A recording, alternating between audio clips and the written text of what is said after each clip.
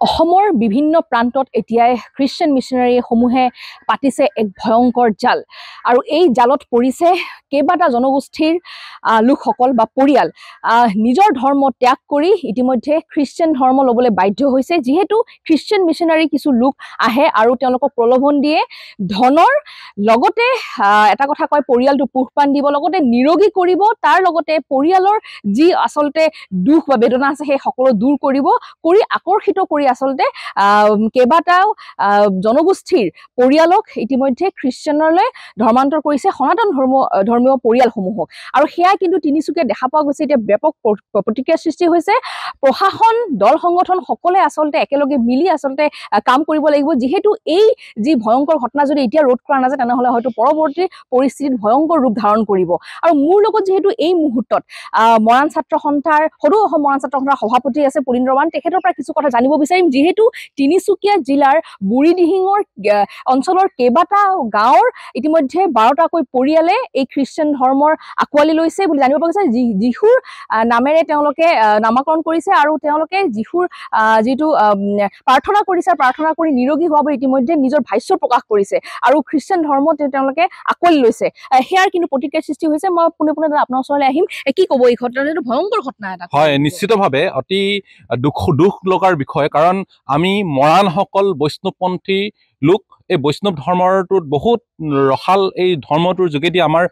কৃষ্টি সংস্কৃতিবিলাক সুৰক্ষিত হৈ আছে আৰু কৃষ্টি সংস্কৃতিবিলাক সুৰক্ষিত লগতে সকলো জাতি জনগোষ্ঠীলৈ একত্ৰিতভাৱে অসমীয়া জাতি গঠন প্ৰক্ৰিয়াত বৈষ্ণৱ ধৰ্মৰ বিশেষ পদক্ষেপ গ্ৰহণ কৰিছে কিন্তু আমাৰ দুখৰ বিষয় আৰু দুৰ্ভাগ্যজনক বিষয় যে কি হ'ল আমাৰ কৃষ্টি সংস্কৃতিৰ প্ৰতি বৰ্তমান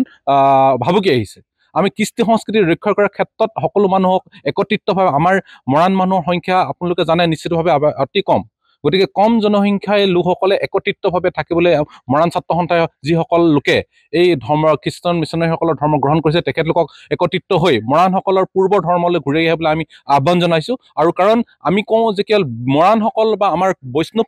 ধৰ্মত যি নামঘৰ আছে নামঘৰতে সকলো বস্তু পোৱা যায় নামঘৰ এটা ধুনীয়া আছে বহুত কথা আছে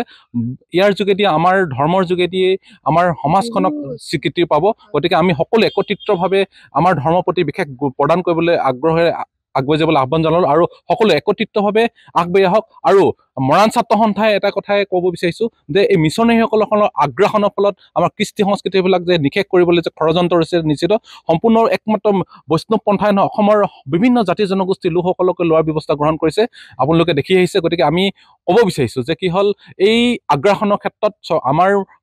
দল সংগঠনভাৱে নিশ্চিতভাৱে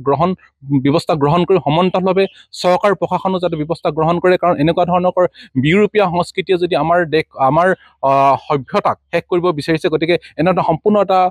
চক্ৰান্ত কৰি আমাক এই নিষেধ কৰাৰ ষড়যন্ত্ৰ ৰচিছে গতিকে একত্ৰিত হৈ ইয়াৰ বাবে যুঁজিবলৈ আমি মৰাণ ছাত্ৰ সন্থাই আহ্বান জনাওঁ আৰু সকলো আমাৰ মৰাণ জনগোষ্ঠী যিসকল লোকে গ্ৰহণ কৰিলে সকলোকে পুনৰ নিজৰ ধৰ্মলৈ ঘূৰি আহিবলৈ আমি আহ্বান জনালোঁ এটা কথা জানিব বিচাৰিম যিহেতু ইতিমধ্যে কথা এটা উত্থাপন হৈছে যে প্ৰথমতে তেওঁলোকক ধনৰ প্ৰলোভনে যিহেতু দৰিদ্ৰ শ্ৰেণীৰ লোকসকলক বেছিকে এই খ্ৰীষ্টান ধৰ্ম আকৰ্ষিত কৰা দেখা পোৱা গৈছে ধনৰ প্ৰলোভন দিয়ে সেই কথাটো কিমান সঁচা নিশ্চিতভাৱে আমি শুনিবলৈ পাইছোঁ মই প্ৰত্যক্ষভাৱে বহুকেইগৰাকী ব্যক্তিৰ পৰা শুনিবলৈ পাইছোঁ যে তেখেতলোকে কৈছে যে কি হ'ল প্ৰথমে যিসকলে ধৰ্মগুৰুৱে তেখেতলোকক আমাৰ যিসকল লোকক নতুনকৈ সংযোজন কৰে তেখেতলোকক 1,40,000 পৰ্যন্ত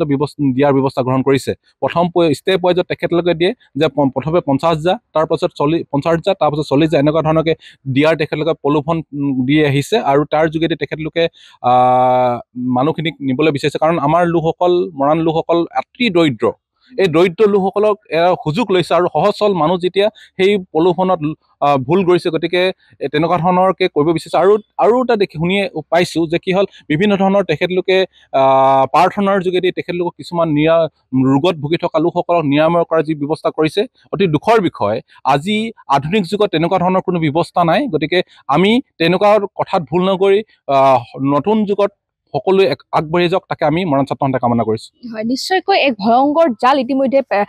পেলাইছে খ্ৰীষ্টান মিছনাৰীসমূহে আৰু যিহেতু দেখা গৈছে তিনিচুকীয়া জিলাতো ইয়াৰ প্ৰভাৱ পৰা দেখা পোৱা গৈছে এই যি জাল ৰোধ কৰিবলৈ আচলতে সকলোৱে প্ৰশাসনে হওক দল সংগঠনে হওক সকলোৱে উঠি পৰি লাগিছে আৰু কেনেদৰে ৰোধ কৰিব পাৰে আচলতে সেয়াই লক্ষণীয় হ'ব আপুনি বিচৰা বাতৰি পাব কেৱল নিউজ 18 এপত। নিউজ 18 এপ ডাউনলোড কৰিবলৈ স্কেন কৰক এই QR কোড। গুগল প্লে ষ্টৰতো পাব এই নিউজ 18 এপ।